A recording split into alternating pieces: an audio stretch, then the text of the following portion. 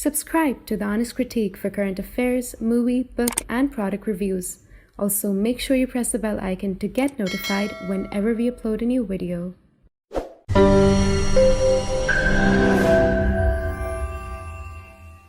The views, information, or opinions expressed during the video series are solely those of the individuals and do not necessarily represent those of The Honest Critique and its employees. The following video contains strong language which may be offensive to some viewers. Viewer discretion advised. Hello and welcome to the Honest Critique, where words and stories are our infinite spaces. Welcome to the special series on interviewing book authors. And today we have with us a very young, accomplished book author of the book Now the Future, That of Everything We Are Here, Mr. Akshat Tyagi, who has co-authored it with Mr. Akshat Tyagi. And this book is published by the Penguin Books house store. Mr. Akshat Tyagi is a former founder of edhack, which is a startup helping students learn, and he's also an accomplished author. He is also a 2019 Rajeev Circle Fellow. And congratulations on your book, sir. And today we are here with you to discuss about the labyrinth of the book, the unconventional ideas that you've dealt with, and the subject matter that you have elucidated upon. According to you, would be the best approach that you would define that captures the essence of this book as far as what you envision with this book? Hi, Simran. Great talking with you today. So, first, quickly, the title of the book is Now That We Are Here, The Future of Everything. And we wanted to design a book that served as a generalist fun guide to the Indian audience about what we might be expecting as the disruptions coming in the near future. So what often happens is the disruptions are first experienced in the West, and when they kind of trickle down to other societies, then the discussion there is not really about those principles and values of the technology, for instance. They're more about how do we implement them, or like how can they be best utilized in those contexts. So we wanted to first start by talking about things like data, AI, algorithm, design, and how they are deeply impacting people on very, very personal levels.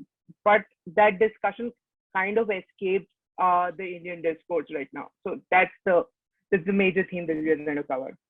Yes, that discussion is something that's amiss in the mainstream discourse, which is why I find this book such an accessible and approachable guide on something so scientific and technical for a layman to understand, for even legal, professionals or law students like me, or someone coming from the science background or even the humanities background, for them to be relating to such a complex working of science behind them that leads us to influence our lives in such a huge manner.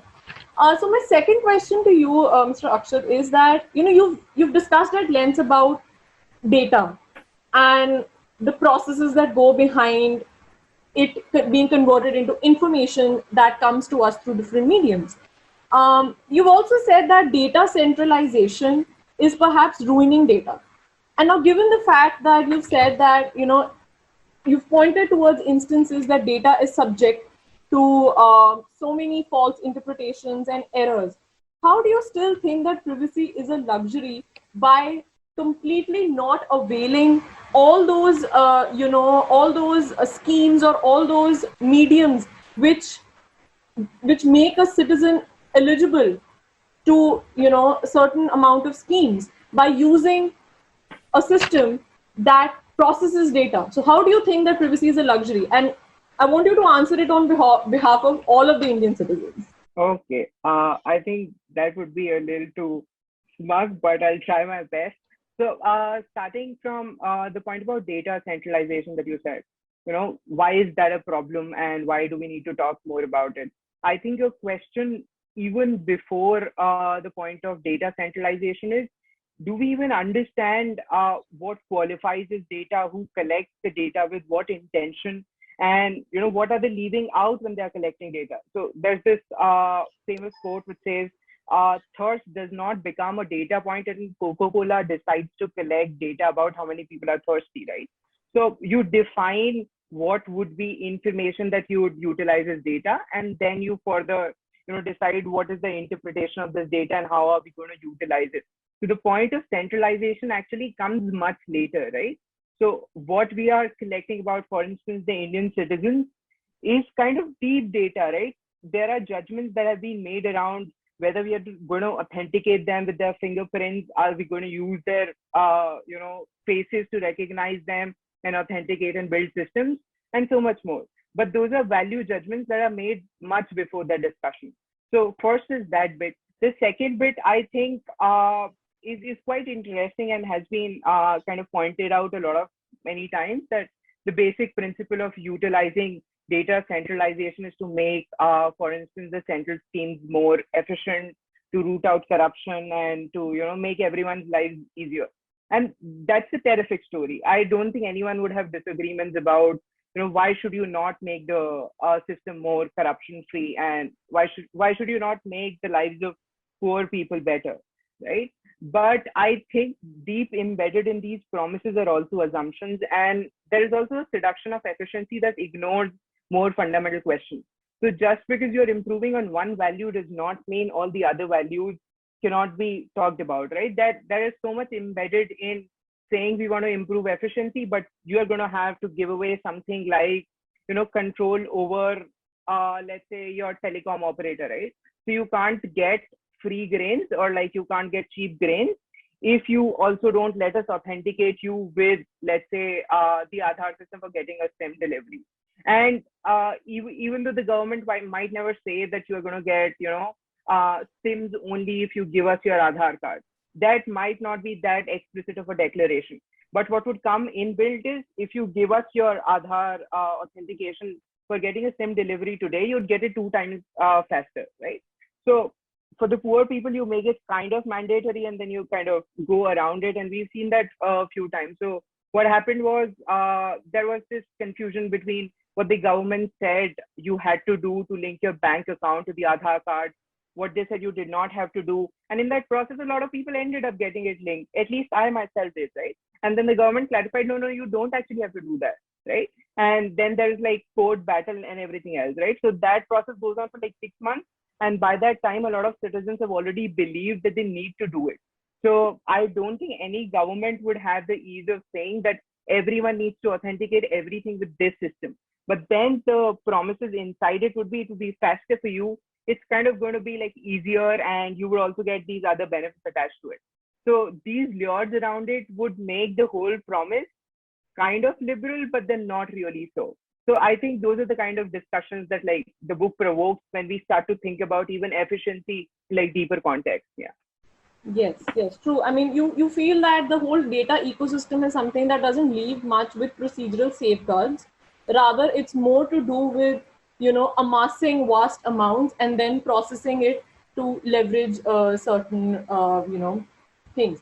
So my next question to you is about artificial intelligence, and I probably have to combine it with, my question is that how do you feel that AI unleashes tyranny and injustice? And you said it very clearly in the book. You haven't held bars, or you haven't wrote it differently for the readers to interpret it. You've said it very clearly that AI unleashes unleashes injustice and tyranny. And you've also mentioned which are the zones in which the likelihood of this is, the scope of this is more likelihood to be increased, and the manifold of that is supposed to be more vast in its application. But, in light of what anybody's understanding of AI would be, and anybody who's looking forward to the application of AI in different sectors, is that it is supposed to modernize, it is supposed to revolutionize different sectors, it is supposed to help the government achieve economic growth and economic progress. It can spur, a lot of technological advancements in the society. So how do you think that AI unleashes, tyranny? And what would you say about, and I'm also going to, ask at this point, and you can answer it separately, that what are the ethics for AI researchers? What are the ethics for AI researchers? And do you think that given that we do not have a law on AI as far as India is concerned, we just have guidelines, suggestive guidelines for AI, do you think a law that governs the practice of AI sector-wise can perhaps mitigate the chances of, having tyranny being unleashed by AI? Right. Yeah, that's that's quite interesting. Though in the book, what we specifically point out is it's not the promise of technology that we ourselves are alarmed by, right? I myself run a tech startup. I'm quite excited about AI and algorithms and technology in general. So I don't think that's what we are coming to. But zoom out from there, and then you hear the home minister of the country say that the police force used AI facial recognition system to identify protesters. So it's not like we are even being coy about it, right? It's not something that you need to file an RTI or probably go to the courts to like inquire what was the government doing with that technology. Is that we are rather proud of being able to use it in order to enforce whatever understanding of justice we have in that present decorum. But we've never really had a discussion about should our police be allowed to use AI on protesters who might be indulging in violent or non-violent acts. That's a separate question. But those are the kinds of questions that have already been dealt with and kind of pressurized the government into taking a back foot in the US itself, right? So just last year, what happened was, when the George Floyd death happened, that time a lot of companies faced pressure to stop selling the AI facial recognition system to the law enforcement agencies. So that was happening in the US, where the companies had to step back and say, no, we are not even going to sell it to the government. And here is our government standing in the parliament and saying, we kind of used it to like beat people up. So I think those are the kind of questions that we want people to think about. It's not that we believe that AI in itself as like a tool of technology like anything else is something bad, something you need to be afraid of. I don't think those are the questions we're coming to. So that's quite kind of interesting. I missed your second question though. Like, what is it? The ethics because you also mentioned about AI. I mean, in the chapter on page number 148, you mentioned about applied sciences, behavioral sciences, assessing the behavior of judges in decision making and their ability to arrive at decisions being affected by really minute things that can be calculated by AI machines. So, and you also mentioned about, the ethics that AI researchers have to compromise on in countries like China, where this is being put to good use, because there the system of judiciary is not as independent as it is in liberal democracies like US or India. So what do you think that there can't be any uniform ethics for researchers in AI, or do you think they have to be compartmentalized? What do you have to say about research in AI, which is so upcoming? Right. And I think this relates to the previous questions about data, AI, and let's say now the behavioral science that we're talking about. So actually, they're very connected questions, and which is what makes them so complex and dangerous at the same time. So a government having the authentication system may or may not be threat as such. And a government using AI may or may not be a threat. And a government using behavioral economics or behavioral sciences may or may not be threat. But when you combine all of them, what you get is giving your government the predictive and the computational power to make certain judgments about your consumer preferences, your voting preferences, even your justice preferences, right? So the specific instance that you're talking about in the book is where we are talking about in India, people have been stopped from doing AI researches on the predictive judgment of the courts, or the way that the judges are going to rule on certain cases. So let me also use like a bit of principles here. The first principle is that we do know when people are making judgments, they're always going to be influenced by certain factors, right? The second principle is if you have AI and predictive technology, you can to a certain degree predict how someone is going to act, right? So for instance, if I know you like a certain genre, I can probably tell you the next genre you're going to like. And if you are talking about, an institution that amasses a lot of data about people, right? For instance, the government or the judiciary, right? So if they have a huge data bank, what are going to be the repercussions of it using computational power to say, I want to rule this way or not this way, right? The case of China is where the government has actually tried to use AI to stop judges from giving judgments that would be too out of line. So the example that we give is, so for instance, if you're a lower court and you gave a certain judgment, then the higher court would be using algorithm on it to say, this judgment is too out of line. So the other judgments that we've given kind of don't fall in the same pattern. So probably something is wrong here. And then if you start to examine what might be the factors that have influence an outsized sentence, for instance. So that's where you can kind of make the system more fair. But I don't think anyone argues for China as the model justice system, right?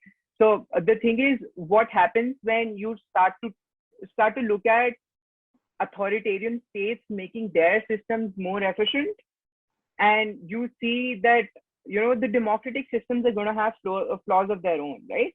So here, if the judiciary is independent, it would also want to make people trust it and not just enforce it, or kind of manipulate it in ways that people are kind of kept under the belt. They don't have access to information, so they would never know the kind of biases you've acted on.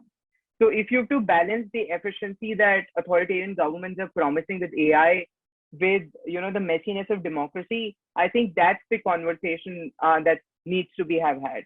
But if you just say that you're not going to be allowed to do AI research on, let's say, the predictive power on court judgments, I think that's where you kind of lose some bit of the future that might be coming, and you would not be able to guard yourself against it, right? So a company that functions under the formal principles might be constrained from making those predictions for the common public. But let's say you were sitting in your 2-room apartment, and you are working with a bunch of friends, and you are very smart AI researchers. You can't do anything at that point of time, right? And if they start selling it in black market like everything else is sold, we are not preparing ourselves in defenses that kind of take into account that this is possible, but we don't know what to do with it. We are just saying that this is banned and like we can't do with it. So yeah, the question of ethics that you raise within it is also like something that has been talked about a lot, and something that doesn't have like such clear principles. The first thing is, if the government doesn't actually take time to educate its citizens also about the repercussions of AI, they're never even going to have a demand of regulate the AI or tell us in what ways are you using it. If you're so okay with the government running facial recognition on certain systems, or utilizing AI for its own purposes, you're never going to have a demand that says the government shouldn't do it, right? So why would the government even want to regulate it if it extends its own power? And that's where I think the citizens have to kind of take an active role and create those discourses and question the government, like, how are you using AI? What's happening with it? At the same time, I think most of the core AI research doesn't really go on India as such. So it's kind of the technology that we were talking about, like the Delhi police one, that was also not an Indian company. So I don't remember it was European or an American company that supplied the models to the Delhi police. And they said that we were not responsible for this specific instance, but because they supplied the technology, I mean, we never get to talk about their ethics and their AI principles, right? So that would be like, allowing a foreign company to import a car into the country that has had no safety check. So tomorrow, if you started having facial recognition on Indian airports, the biases within it, like we've seen in the America about blacks not being as recognizable to the facial recognition system as the white, because the data that they're being trained on is mostly the white data, right? So the problems like that we would never discover. And I think added to that is the case of low self-confidence, right? So we are not talking about these technologies because we kind of assume that the things are not wrong with the technology, but we as a country or we as a people, right? So let's say in case of messaging tools, if you're building a chat service and then that is leading to certain social outcomes like lynching, for instance, right? So the first question in us is not that these technology companies kind of unleashed something on us that we had no knowledge or understanding of using, right? We did not know how to really effectively regulate it or to make sure that it doesn't lead to disgruntlement. So because we are not questioning the technology company, what we come down to is we've always been a communal society. Hence, whatever is the outcome of that technology is going to be on us. So, I mean, those kinds of discussions, yeah. So AI came into, in place much before there was a talk about structural frameworks over it. So that's why the conversation remains bereft of the real challenges. And I'm so glad that readers will have a chance to read about so many dire consequences and implications of what surrounds us. So that brings me to the next question, which is, you've critiqued democracy. You've drawn parallels of different countries and like how democracy works, how election systems work, and it's quite interesting for someone to read about how the flaws and inefficiencies of the democracy are, even though we pride ourselves in being democratic or being belonging to the world's largest democracy. um, on one side you are critiquing democracy, and on the one side you're saying that No, wait. I must, I think, interrupt here. I don't think the book anywhere kind of comes at the principles of democracy. In fact, deep embedded in all the chapters is a faith in democracy. So, I mean, when we're talking about technology, for instance, and how AI is going to impact democracy, we're not saying it because there's something wrong with democracy. We're saying we have to guard democracy out against these oncoming challenges that we haven't really thought much about. So, I mean, we as two co-authors have kind of, I mean, deep allegiances to the principles of democracy, and we don't think there is much to quibble about there. Yeah. right, so retaining faith in democracy in the face of a dominant advent of technological advancement, let's just put it this way. But I want to ask you that there is a point in the book that you mentioned in chapter number 8, which is why isn't rhetoric being taught? Why democracy? Why isn't rhetoric school being taught? So in that you say that tech giants, as equipped, as powerful, as similar as Google, can enter into less democratic regimes and help them in enabling, exercising control over their citizens, right? So I'm saying, and like I'm asking you, that how does AI tap in? How does AI or technology tap into these extremes of the inefficiency or the flaws in democracy? How does it enable it? Right. And you mentioned Google here Right. and different search engines. So in that respect, I'm asking. Right. So I think, firstly, this relates to the first question I think that you were asking about data centralization also. So, like, if you're saying that there are certain advantages of, let's say, data centralization or AI, how exactly are we protecting ourselves as democracies while also embracing technology? Right? How is it helping us against that challenge of efficient and competent authoritarianisms, right? And then you mentioned about companies like Google trying to enter authoritarian markets.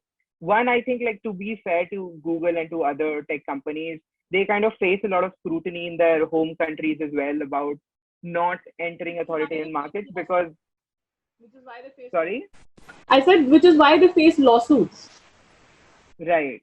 Right. So Google actually had to withdraw projects from China because, I mean, the people who work within Google also have certain values, and most of the times those are the liberal democratic values that we ideally cherish, right? So I don't think it would be so easy for these companies also to enter authoritarian markets and aid authoritarian governments to do that.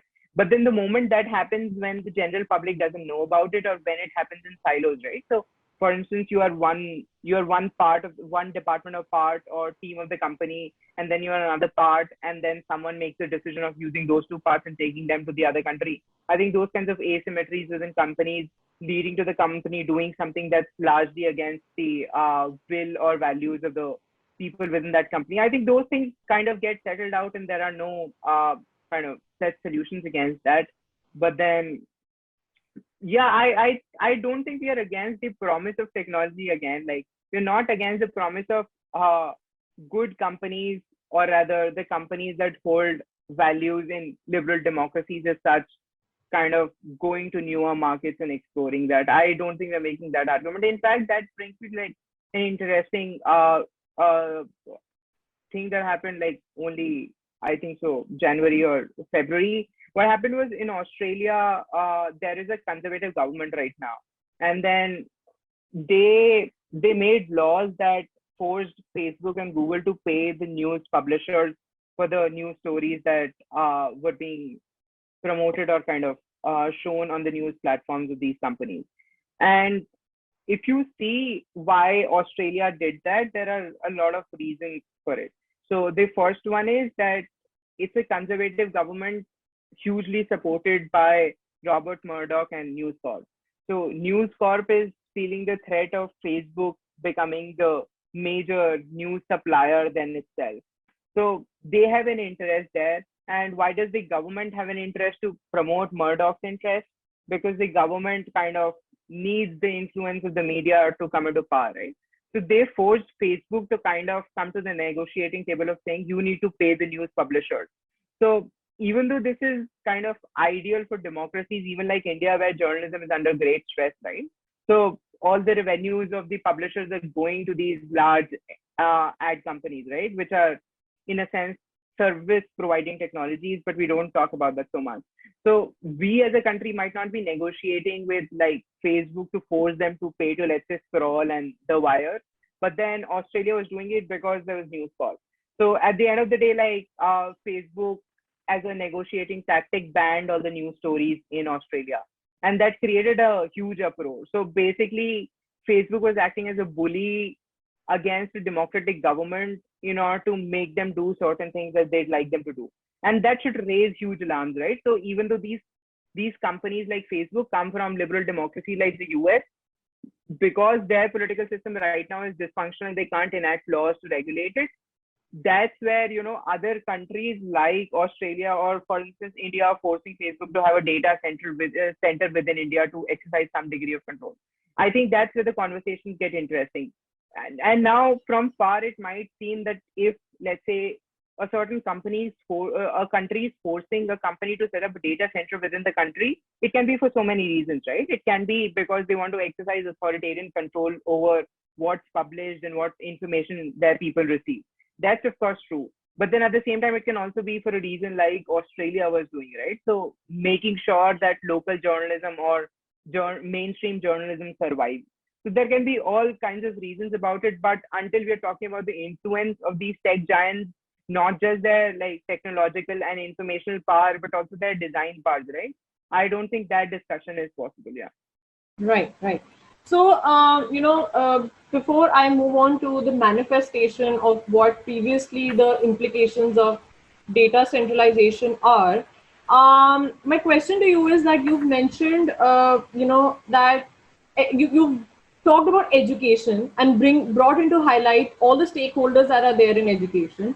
So, what do you think can governments or technological interventions can do to help citizens separate rhetoric from propaganda, because we all know it has devastating impacts, and fake news is there, and algorithm bias is there. Then there are a lot of issues that happen that legitimizes the spread of fake news. So how you've taken on this very bravely, but I want to hear that how can rhetoric be separated from propaganda, because you specifically mentioned the importance of education in it. Right. And I think the chapter that you were referring to was like why we should teach more rhetoric in schools. And I think that's where it gets interesting, right? So right now, one of the major complaints of, let's say, people who want politics to be better is that we have a lot of divisive rhetoric in public square, right? Like when we start to convince or rather talk to a lot of people, for instance, in political rallies, we just resort to communal tactics and kind of polarizing them by using remarks that would not be healthy. So that is one complaint which is very legitimate. But I think we wanted to sort that out from rhetoric in general. So the principle of rhetoric is fairly simple. It's that in order to convince you to do something or to persuade you to do something, I must talk about the values that you cherish, right? I must talk as someone who is just like you, or at least empathizes with your identity and stuff like that. Now that's vastly different from just bare propaganda and misinformation. So an example of that would be just simply plain lying that I'm going to do dash dash dash for you, right? But if I was going to be using rhetoric, I would rather try to take in your values into account and reconcile them with mine and make a more persuasive case. And that's often very hard to do, right? It takes a lot of effort to talk to people about things that they actually want to do, or like that they actually care about. And I think